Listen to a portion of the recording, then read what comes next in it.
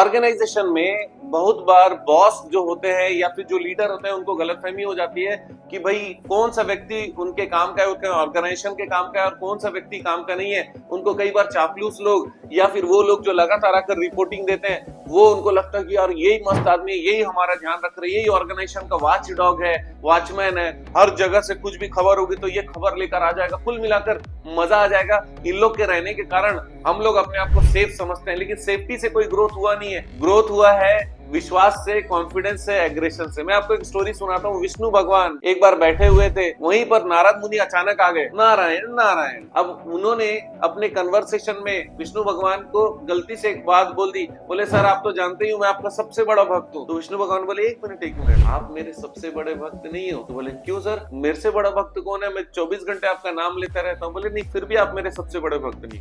बोले सर ऐसा हो ही नहीं सकता, आप मुझे एक दिखा दो जो मुझसे भी बड़ा भक्त है। बोले एक नहीं लाखों है। बोले सर क्या बात कर रहे हो, लाखों लोग मुझसे ज्यादा बड़े भक्त है। बोले बिल्कुल। तो बोले कि एक दिखाओ। बोले मैं दिखाता हूँ। चलो उसके लिए पृथ्वी लोक चलना पड़ेगा। दोनों पृथ्वी लोक में आते हैं, मानव वेशभूषा में आते हैं और विष्णु भगवान बोलते हैं देखो वहां पर एक आदमी खड़ा है मंगलू, वो मंगलू को हम लोग को सिर्फ वॉच करना है, उसको डिस्टर्ब नहीं करना है, उससे बात नहीं करना है, दूर दूर से अंतर ध्यान होके देखना है। बोले ठीक है। पहला दिन गया, पहला दिन उन्होंने पूरा मेहनत किया, वो मंगलू ने पूरा दिन भर काम किया, खेती किसानी किया, घर में गया, बच्चों को देखा, बीवी से बात की, खाना खाया, सो गया। दूसरा दिन फिर से वही दिनचर्या चालू, अपने बाल बच्चों परिवार को संभालना, रिलेटिव्स लोगों को संभालना और शाम तक पूरा मेहनत करना, अपने गाय भैंस को पूरा पालना। तीसरा दिन भी शाम हो गया, लगातार यही काम चल रहा है, लेकिन भगवान का नाम तो कभी लिया ही नहीं। तो फिर नारद मुनि बोले देखो सर 3 दिन हो गया, अब आपको बताना पड़ेगा कि ये आपका सबसे बड़ा भक्त क्यों है, क्योंकि इसने एक बार भी आपका नाम इन 3 दिन में तो लिया ही नहीं। तो विष्णु भगवान बोले नारद ये 3 दिन से नहीं, जब से पैदा हुआ है तब से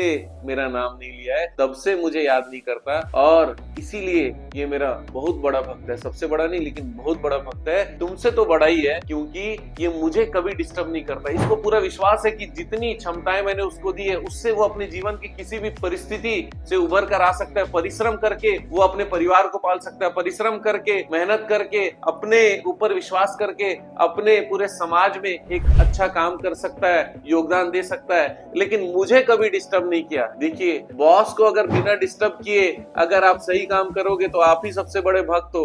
इसका मतलब ये हुआ नारद मुनि को उस समय समझ आया कि हाँ भाई बात तो सही है, मैं बात बात में पहुंच जाता हूँ। नारद मुनि क्या करते थे, बात बात में पहुंच जाएंगे, सर वहां पर फलाना उत्पात मचा हुआ, इधर की बात उधर करना, चुगली करने का काम था नारद मुनि का।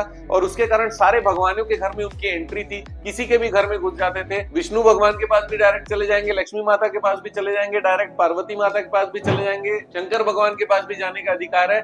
और इसी कारण वो अपने इस अधिकार का पूरा प्रयोग करते थे और हर किसी को लगता था यही हमारा सबसे बड़ा शुभचिंतक है। क्यों? क्योंकि उनको खाली अलाउ किया हुआ था, किसी और को अलाउ तो था नहीं। उनसे अच्छा भी होता तो कोई है ही नहीं जो आकर सही बात बता दे। इसका मतलब नारद मुनि सबसे बेस्ट भक्त नहीं है। वैसे ही आपके ऑर्गेनाइजेशन में जिसको आपके केबिन में आने का अधिकार है वही आपको बताने का अधिकार रखता है और ये अधिकार आपने दिया है। बहुत सारे ऐसे लोग हैं जो उससे बेहतर सलाह रखते होंगे, बेहतर सोच रखते होंगे, लेकिन आपने अधिकार दिया नहीं है, इसी कारण आपको मालूम नहीं है। तो कभी भी अपनी टीम को ये चीज सिखाइए कि भाई याद रखना, जब मेरी वास्तविक जरूरत हो तभी मेरे पास आना, दूसरे की चुगली करने नहीं आना। रिपोर्टिंग करना एक अलग चीज है, चुगली करना अलग चीज है। डिस्टर्ब नहीं करना है, केवल काम को प्रोग्रेस करने के लिए जहां पर मेरी जरूरत है और जिस शेड्यूल में जिस नियम से मैंने बता रखा है उसी के अनुसार आपको काम करना है, तब जाकर प्रोग्रेस हो सकता है, नहीं तो प्रोग्रेस होने वाला नहीं है। तो दोस्तों विष्णु भगवान और नारद मुनि के इस स्टोरी में अगर आपको मजा आया होगा तो फिर लाइक सब्सक्राइब करना मत भूलिएगा। अपने ऑर्गेनाइजेशन को जबरदस्त बनाइए, व्यापार मस्त करिए,